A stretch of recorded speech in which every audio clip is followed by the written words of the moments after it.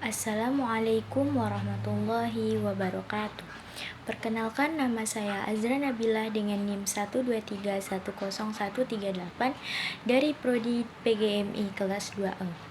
Baiklah, di video kali ini saya akan menjelaskan apa saja urgensi mempelajari sumber-sumber pendidikan Islam untuk memenuhi tugas filsafat pendidikan Islam dari Pak Imam Agung Prakoso selaku dosen pengampunya. Baiklah, langsung saja saya akan menjelaskannya. Yang kita ketahui bahwa sumber pendidikan Islam itu ada 3, yaitu Al-Quran, Sunnah, dan Ijtihad. Baiklah, sumber yang pertama adalah Al-Quran, yang dimana Al-Quran itu adalah sumber Islam yang paling utama. Al-Quran terdiri dari 114 surah dan 30 juz.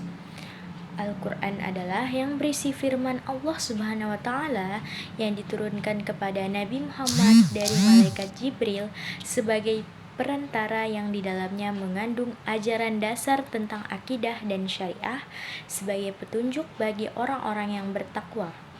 Karena nilainya yang sempurna, Al-Quran berfungsi sebagai sumber pendidikan Islam yang pertama dan yang paling utama.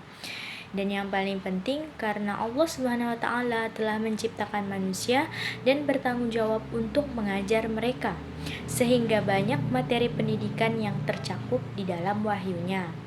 Al-Quran juga mencakup semua berbagai masalah pendidikan.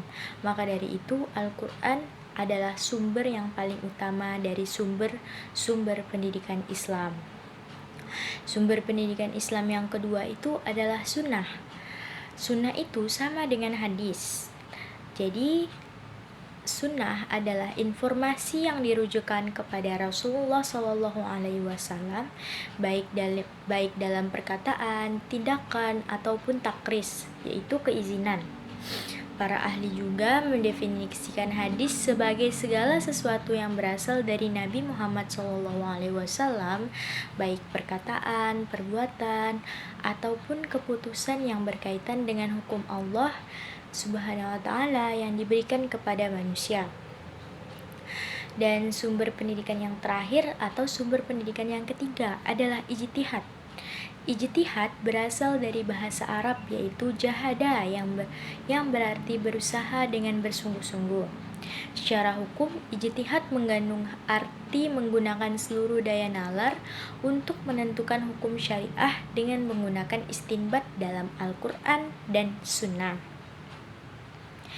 Di dalam ijtihad berkaitan dengan permasalahan yang tidak sepenuhnya dijelaskan di dalam Al-Quran dan Sunnah, khususnya yang berkaitan dengan ilmu pengetahuan dan perkembangan peradaban zaman. Dikarenakan Islam dalam konteks modern ini muncul persoalan-persoalan yang tidak ada pada masa hidup Nabi Muhammad SAW. Nah, setelah kita mengetahui apa saja sumber-sumber pendidikan Islam beserta penjelasannya, kita dapat menyadari bahwa pentingnya untuk kita mempelajari sumber-sumber pendidikan Islam, apalagi dalam kehidupan kita sehari-hari. Nah, selanjutnya saya akan menjelaskan apa saja urgensi mempelajari sumber-sumber pendidikan Islam. Nah, berikut ini adalah beberapa alasan mengapa kita penting untuk mempelajari sumber pendidikan Islam. Yang pertama adalah pemahaman agama.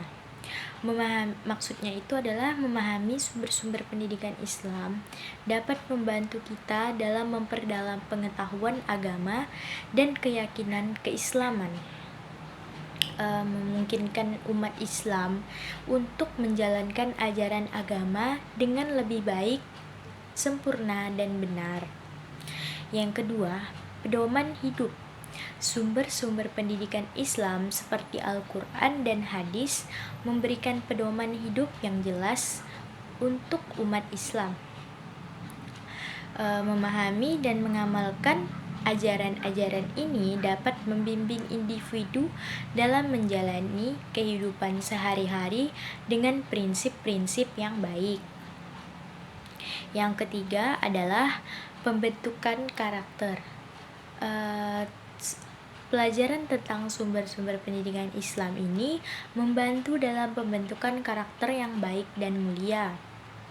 Nilai-nilai karakter yang baik dan mulia ini seperti nilai kesabaran, kejujuran, kasih sayang, dan keadilan yang diajarkan dalam ajaran Islam yang dapat membentuk individu menjadi pribadi yang lebih baik lagi. Yang keempat adalah memperkuat identitas keislaman.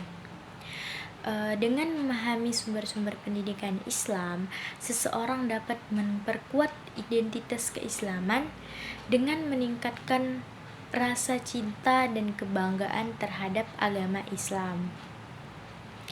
Dan yang kelima adalah menyebarkan nilai-nilai positif.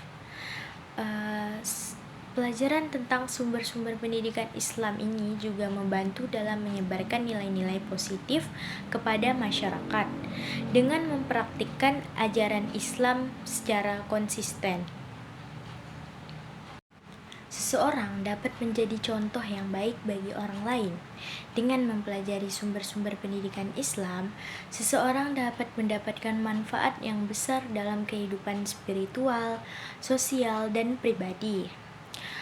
Juga membantu dalam memperkuat fondasi keimanan dan membimbing individu menuju kehidupan yang lebih bermakna dan berarti menurut ajaran agama Islam. Baiklah, hanya ini yang dapat saya sampaikan. Kurang lebihnya saya mohon maaf karena yang sempurna hanya milik Allah Subhanahu wa taala dan yang tersalah dari saya yang menyampaikan karena kurangnya ilmu. Semoga apa yang saya sampaikan menjadi pembelajaran kita dan bisa kita amalkan dalam kehidupan kita sehari-hari. Amin ya rabbal alamin. Amin Allahumma amin. Wassalamualaikum warahmatullahi wabarakatuh.